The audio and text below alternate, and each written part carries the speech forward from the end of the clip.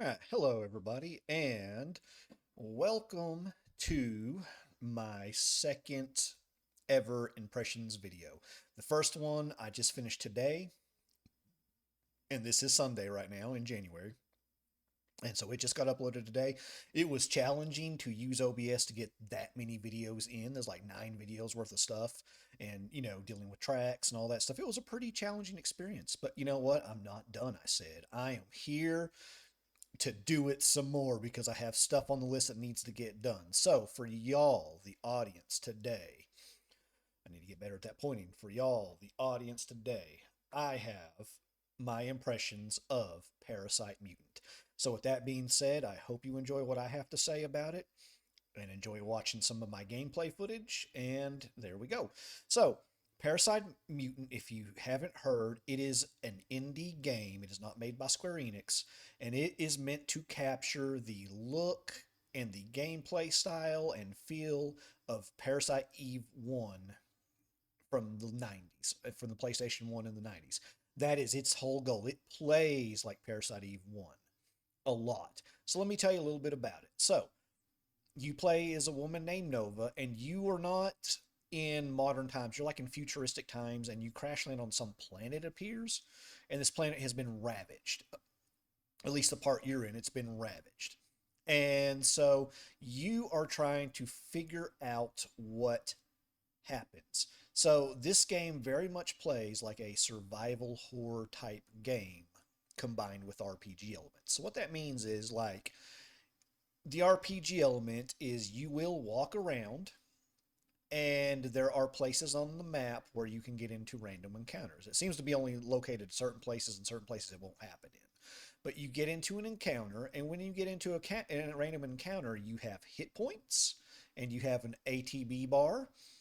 And so then you go and you try to dodge enemy attacks while your ATB bar charges.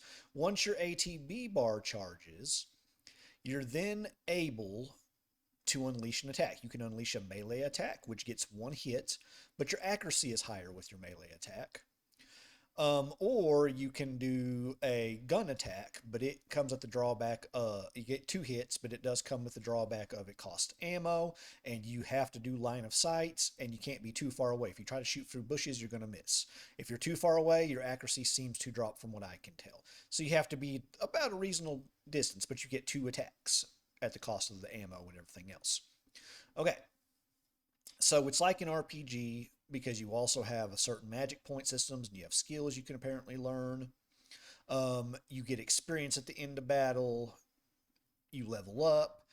You definitely will find equipment, and then just like Parasite Eve, there's tools that you can do to tune your equipment, and then there's an upgrade system where you use your PP points, which is like kind of a overflow of points to upgrade armor. So it is definitely very much like an RPG in that respect. There's leveling up, there's finding new weapons, there's the tool system to kind of combine weapons into new weapons, just like Parasite Eve 1, and there's the PP overflow system, kind of like Parasite Eve 1, if I can remember, to upgrade that equipment that you put all that work into with the tools.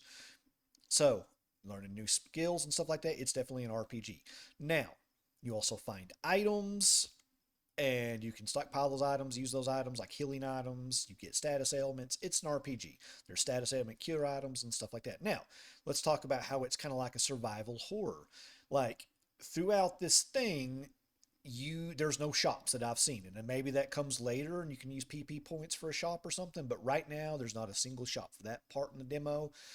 You can only heal if you find healing items in battle. You can only, or in chests. You can only get ammo if you find it in battle or in chests.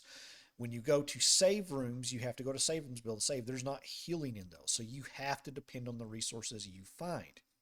Also, like a survival horror game, it is very much like the puzzle aspect of like Resident Evil and things. Like you go and you read journal entries, and in that journal entry you might find that you need a code, and then you go find another journal entry that has the code you need, and you go back to the computer and you have to manually read that code and manually put that code in, and then you get a key card item, and then with that key card item You then can go back to this door you weren't able to get to, and then you get a clue there.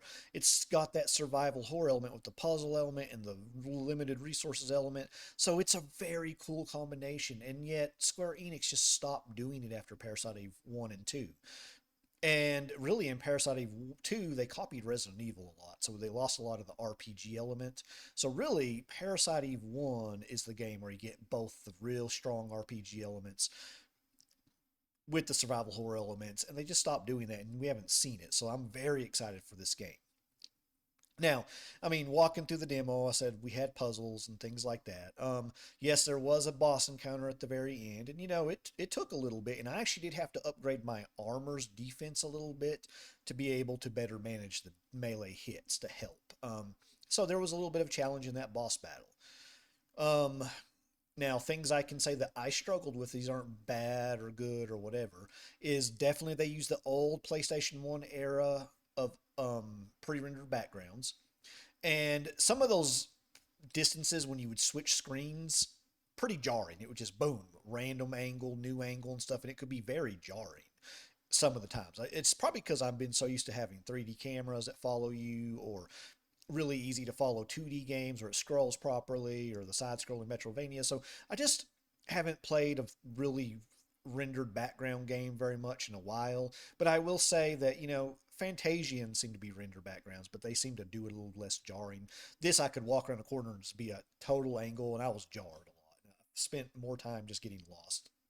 And, same with map. You have a map, but it's kind of hard to really follow very well at times, and it can be hard to see which way your character's facing.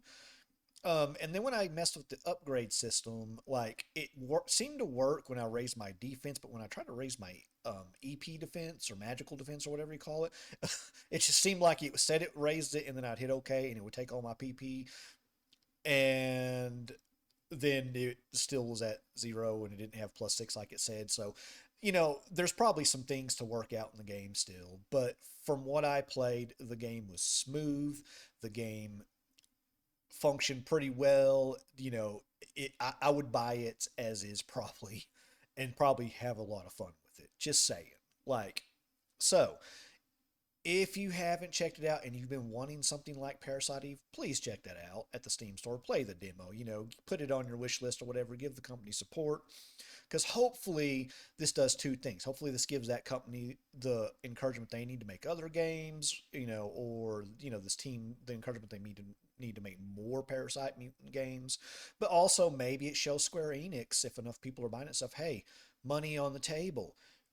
Come on now, go back to some of your indie titles. It's okay to use those indie titles. So, anyways, that is my video of Parasite Mutant.